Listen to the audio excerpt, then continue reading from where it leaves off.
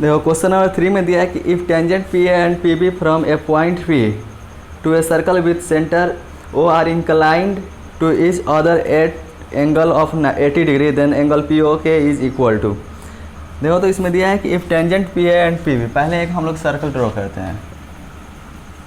देखो तो ये सर्कल है ना जिसका सेंटर क्या है, ओ है। क्वेश्चन में बोला है कि tangent P A and P B यानी एक्सटर्नल पॉइंट कोई पी है, ठीक है ना। इससे इस सर्कल पर दो टेंजेंट है, एक है पी ए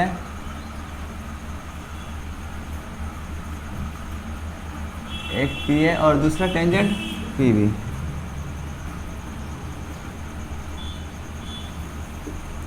ठीक है। क्वेश्चन में if tangent P A and P B from a point P to a circle with centre O inclined to each other at 80 degree. बताओ तो ये दोनों टेंजेंट पी ए और पी बी कितने degree पे इंक्लाइंड है, 80 degree पे, 80 degree पे झुका हुआ है ना। क्वेश्चन में बोला है देन एंगल पी ओ ए, तो हम लोग एंगल पी ओ ए बताना है, यानी इसको ज्वाइन करना होगा ना, ये वाला एंगल बताना है, एंगल पी ओ ए, ये एंगल कितना होगा। ठीक है, कोई दिक्कत। ये देखो तो ओ ए क्या है, रेडियस है ना, तो ओ को बी से ज्वाइन कर देते हैं, ओ बी भी क्या होगा, रेडियस ही होगा। रेडियस तो आपस में इक्वल ही होते हैं, कोई दिक्कत है। यहाँ तक समझ में आ गया।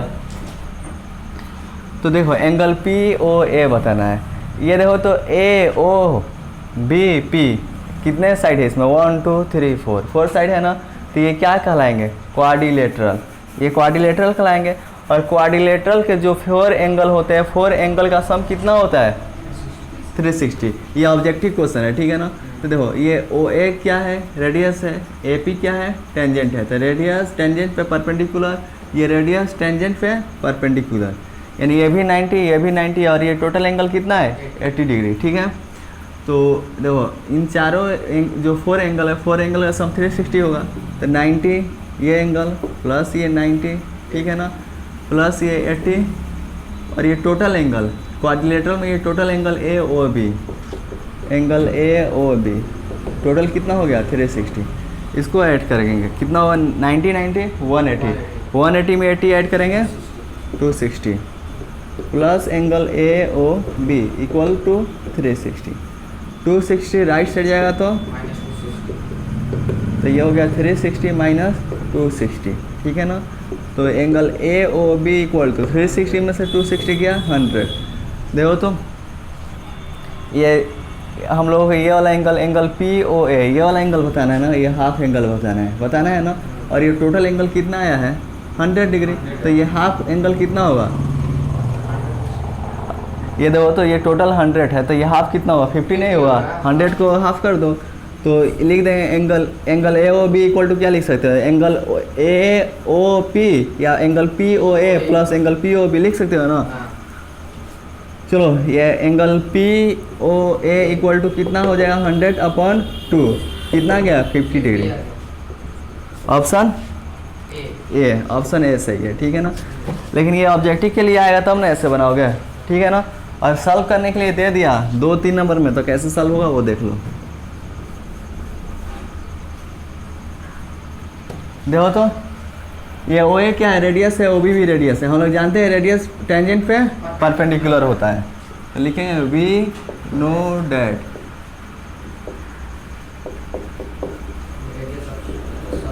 Radius of circle perpendicular to tangent at point of contact, to tangent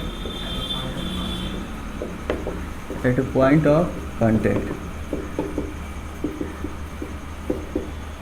ठीक है। परपेंडिकुलर है यानी ओ ए परपेंडिकुलर ए पी और O B perpendicular P B, O A perpendicular P A and O B perpendicular P B, ठीक है ना। इसका मतलब ये हुआ angle O A P equal angle O B P, angle O A P equal angle O B P, और दोनों कितना हो जाएगा 90 डिग्री, ठीक है। देखो तो जब quadrilateral A O B P ये क्वाड्रिलेटरल लेंगे तो ये total angle A O B आ रहा है ना, ये टोटल एंगल आएगा ना। तो देखो ये टोटल एंगल आ जा रहा है 100, तो सबसे पहले हम लोग को यह प्रूफ कहलाना होगा कि एंगल पी ओ ए और एंगल पी ओ बी, ये वाला एंगल दोनों एंगल क्या है, आपस में इक्वल है। तो इन दोनों एंगल को इक्वल प्रूफ करने के लिए ये ट्रायंगल और इस ट्रायंगल, इन दोनों ट्रायंगल को क्या करना होगा, कॉन्ग्रुएंट प्रूफ करना होगा। तो पहले इन दोनों को कॉन्ग्रुएंट प्रूफ करते हैं, यानी now in triangle A O P और ट्रायंगल बी ओ पी।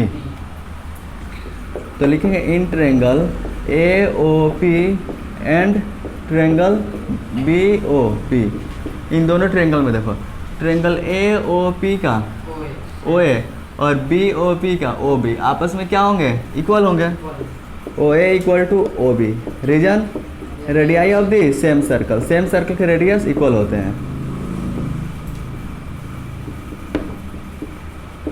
फिर देखो angle triangle A O P में एंगल ओ ए पी और ट्रायंगल बी ओ पी में एंगल ओ बी पी, दोनों क्या होंगे, दोनों इक्वल होंगे क्योंकि दोनों 90 डिग्री है।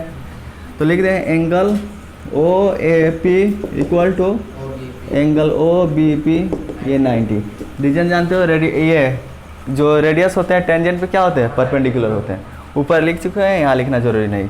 ट्रायंगल ए ओ पी में कौन साइड है, O P. Triangle B O P में कौन साइड है, ओ पी। दोनों में ओ पी है ना, O P equal to O P, ये है कॉमन।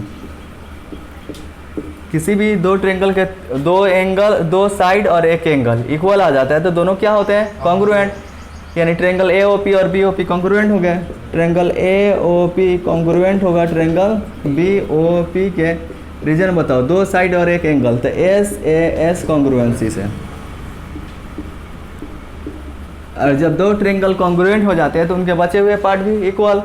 तो ट्रायंगल ए ओ पी के एंगल ए ओ पी या एंगल पी ओ ए और इसका एंगल पी ओ बी, ये दोनों एंगल आपस में इक्वल होंगे। तो angle P O A equal होगा एंगल पी ओ बी, क्या चीज़ से जी, सिंप्लिसिटी से। इसको मान लेते हैं इक्वेशन फर्स्ट। अब देखो, अब हम लोग लेंगे quadrilateral A O B P. Now in quadrilateral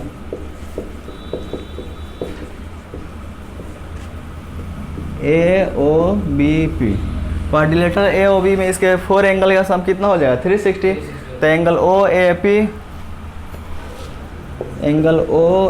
P plus angle O B P plus angle A O B